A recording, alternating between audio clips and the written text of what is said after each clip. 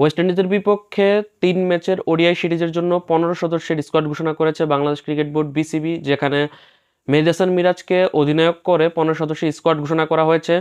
আমরা সকলেই জানি যে আমাদের ওডিআই টিমের নিয়মিত অধিনায়ক হচ্ছে নাজমুল হোসেন শান্ত, কিন্তু গত আফগানদের বিপক্ষে ৩ ম্যাচের ওডিআই সিরিজে নাজমুল হোসেন শান্ত দ্বিতীয় ওয়ানডে ম্যাচে ইনজুরি হয়ে যাওয়াতে কিন্তু তৃতীয় ওয়ানডে ম্যাচে নেতৃত্ব দিয়েছিল মেহেদী হাসান মিরাজ। পরবর্তীতে নাজমুল হোসেন শান্ত গত ওয়েস্ট ইন্ডিজের বিপক্ষে যে চলমান 2 ম্যাচের টেস্ট সিরিজ আছে সেখানে সে খেলতে পারেনি, আসন্ন ওডিআই সিরিজও থাকছে না এবং টি-20 সিরিজও সে নাও থাকতে পারে। এছাড়াও নাজমুল হোসেন শান্ত বাদেও তাহিদ হৃদয় নতুন করে ইনজুরিতে পড়েছে। মুশফিকুর রহিম আফগানদের বিপক্ষে প্রথম ওয়ানডে ম্যাচেই সে ইনজুরি হয়েছিল। এই তিনজনের ইনজুরির বাইরেও মুস্তাফিজুর রহমান সে এই সিরিজ থেকে ছুটি নিয়েছে। এছাড়া আরও একজন ক্রিকেটার দল থেকে বাদ পড়েছে। মোট পাঁচটি পরিবর্তন হতে যাচ্ছে এই ওয়ানডে সিরিজের স্কোয়াডে। বর্তমান চলমান আছে বাংলাদেশ ওয়েস্ট ইন্ডিজ মধ্যকার 2 ম্যাচের টেস্ট সিরিজ, তারপর 3 ম্যাচের ওডিআই সিরিজে হবে, তারপর 3 ম্যাচের টি-20 সিরিজ হবে, যেটি শেষ হবে আগামী 20 ডিসেম্বর। এই 3 ম্যাচের ওয়ানডে সিরিজটি মূলত শুরু হবে আগামী 8 ডিসেম্বর, চলবে 8 ডিসেম্বর, 10 ডিসেম্বর এবং 12 ডিসেম্বর, এই 3টি তারিখে ওয়ার্নার পার্ক ক্রিকেট স্টেডিয়ামে ওয়েস্ট ইন্ডিজে।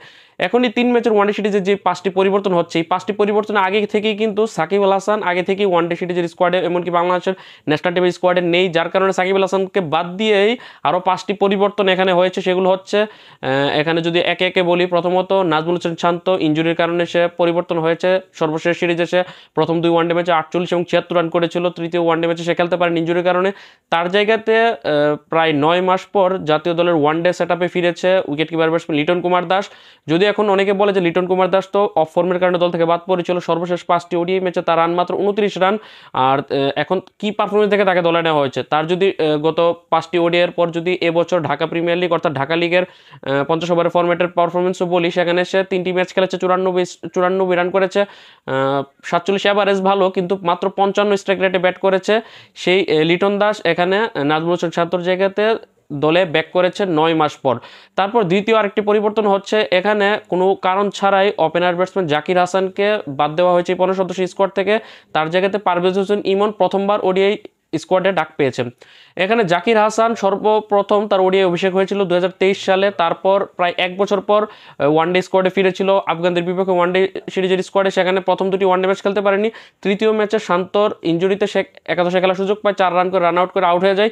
তারপর রান আউট হয়ে যাওয়ার পর মনে হচ্ছিল তাকে কন্টিনিউ করা হবে, কিন্তু এখন পর্যন্ত জানা যায়নি কেন তাকে এই ওয়েস্ট ইন্ডিজের বিপক্ষে ওয়ানডে সিরিজের স্কোয়াড থেকে বাদ দেওয়া হয়েছে।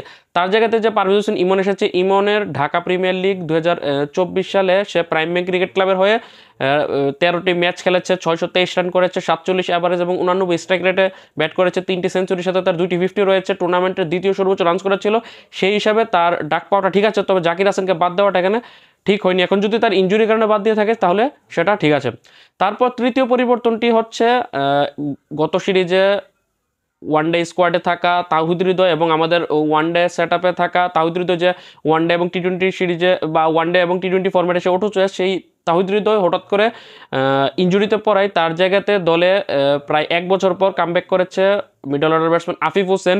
এখানে তাহিদ হৃদয় সর্বশেষ যে সিরিজটা ছিল আফগানদের বিপক্ষে, সেখানে খুব একটা ভালো করতে পারেনি, 3 ম্যাচে 29 রান করেছে। তারপর তাহিদ হৃদয় আমাদের দলের একজন মূল ব্যাটসম্যান মিডল অর্ডারে, তার জায়গাতে 1 বছর পর আফিফ হোসেন ফিরেছে। অনেকে বলতে পারে যে আফিফ হোসেনের পারফরমেন্স কি সর্বশেষ, তো সে অফ ফর্মের কারণে দল থেকে বাদ পড়েছিল। সর্বশেষ 5টি ওডিআই ম্যাচে তার রান সংখ্যা হচ্ছে মাত্র 58 রান, সর্বোচ্চ স্কোর হচ্ছে 38। তারপরও সে দলে ব্যাক করেছে। এবছর যে ঢাকা লিগ 50 ওভারের টুর্নামেন্ট হয়েছে, সেখানে আফিফ হোসেন 13 ম্যাচ খেলে 277 রান করেছে, 46 অ্যাভারেজ এবং 86 স্ট্রাইক রেটে তার 2টি 50 রয়েছে। সেখানে সেই পারফরমেন্স দেখি হয়তোবা তাকে জাতীয় দলে আনা হয়েছে, নয়তো তার ওয়ানডে ফরম্যাটে তার সর্বশেষ 5টি ওডিআই ইনিংস কিন্তু পারফরমেন্স ভালো না। ঢাকা লিগের পারফরমেন্সে মূলত তাকে তাহিদ হৃদয় জায়গাতে লুকেলাইক পারফর্মার হিসাবে, মিডল অর্ডার ব্যাটসম্যান হিসেবে তাকে দলে ব্যাক করা হয়েছে।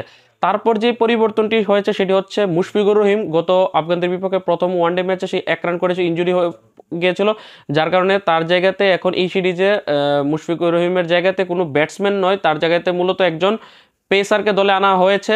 আর আরেকটি পরিবর্তন হয়েছে, মুস্তাফিজুর রহমান গত সিরিজে আফগানদের বিপক্ষে বাংলাদেশের সর্বোচ্চ উইকেট শিকারী ছিল, সে 3 ম্যাচে 8টি উইকেট শিকার করেছিল, সে ছুটি চেয়েছে, যার কারণে মুস্তাফিজুর রহমানকে বাধ্য হয়ে পরিবর্তন করা হয়েছে, তার জায়গাতে একজন পেসারকে দলে আনা হয়েছে। এখন মুশফিকুর রহিম এবং মুস্তাফিজুর রহমান এই দুজনের জায়গাতে যে দুজন পেসার দলে এসেছে তারা হচ্ছে ডানাতি পেস বোলার তানজিম হাসান সাকিব এবং ডানাতি পেস বোলার হাসান মাহমুদ।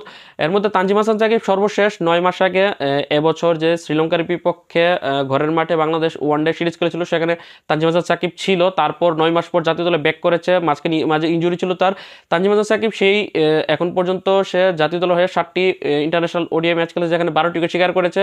আর যদি তার এবছর তার ওয়ানডে 50 ওভার পারফরমেন্স বলা হয়, তাহলে ঢাকা লিগে সে 8 ম্যাচ খেলে 19টি উইকেট শিকার করেছে 5.21 মিনিটে। সেই পারফরমেন্সই মূলত তাকে দলে ব্যাক করা হয়েছে।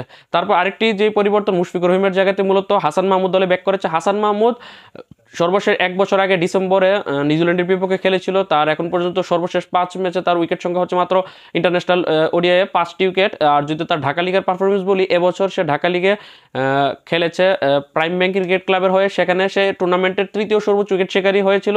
সেখানে 14 ম্যাচ খেলে 26টি উইকেট শিকার করেছে 5.29 মিনিটে। তাই তাকে দলে মূলত ফেরানো হয়েছে। তাছাড়া সে যে লাল বলের ক্রিকেট টেস্ট ফর্মেটে সে ভালো করছে।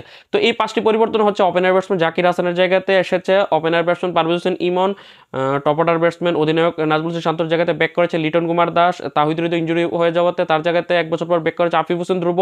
এছাড়া মুশফিকুর রহিম এবং মুস্তাফিজুর রহমান ইঞ্জুরি এবং ছুটিতে থাকার কারণে তাদের জায়গাতে ব্যাক করেছে হাসান মাহমুদ এবং তানজিম হাসান সাকিব। এখন এই 15 সদস্য স্কোয়াডটা কীরকম দাঁড়ালো? 15 সদস্য স্কোয়াডে এখন 4 জন ওপেনার ব্যাটসম্যান হয়েছে। আগে থেকে ছিল তানজিদ হাসান তামিম এবং সৌম্য সরকার, নতুন করে এসেছে পারভেজ হোসেন ইমন এবং লিটন কুমার দাস। 4 জন মিডল অর্ডার ব্যাটসম্যান আছে, তারা হচ্ছে নতুন করে এসেছে আফিফ হোসেন ধ্রুব। এছাড়া দলের মধ্যে রয়েছে জাকের আলী, মাহমুদুল্লাহ রিয়াদ এবং মেহেদী হাসান মিরাজ। 2 জন স্পিনার এই দলের মধ্যে রয়েছে, গত সিরিজেও ছিল রিশাদ হোসেন এবং নাসুম আহমেদ। 5 জন পেস বোলার রয়েছে এই দলের মধ্যে। এর মধ্যে গত সিরিজের স্কোয়াডে থাকা তাসকিন আহমেদ, শরীফুল ইসলাম, নাহিদ রানা তো রয়েছে। তাদের পাশাপাশি 2 জন পেস বোলার আবার দলে ব্যাক করেছে, তারা হচ্ছে হাসান মাহমুদ এবং তানজিম হাসান সাকিব। তো এই 15 সদস্যের স্কোয়াডই মূলত আসন্ন ওয়েস্ট ইন্ডিজের বিপক্ষে 3 ম্যাচের ওয়ানডে সিরিজে খেলবে। এর মধ্যে নেতৃত্ব দিবে মেহেদী হাসান মিরাজ। এখন দেখার বিষয় এই মেহেদী হাসান মিরাজের নেতৃত্বে এই 15 সদস্যের স্কোয়াড কীরকম করে, কারণ আমরা আমাদের দলে রেগুলার পারফর্মার নাজমুল হোসেন শান্ত, তাওহিদ হৃদয়, মুশফিকুর রহিম, মুস্তাফিজুর রহমান এই 4 জনকে ছাড়া আমরা খেলবো। এই 4 জনের জায়গাতে 4 জনের রিপ্লেসমেন্ট এসেছে নতুন। দেখা যাক তারা আসন্ন এই ওয়ানডে সিরিজে কীরকম পারফরমেন্স করে। এমনকি আমাদের অধিনায়ক নাজমুল হোসেন শান্তর পরিবর্তেও মেহেদী হাসান মিরাজ নেতৃত্ব দিবে। তো ভালো কিছুর প্রত্যাশা রেখে আজকের ভিডিওটি এখানে শেষ করছি। আল্লাহ হাফেজ।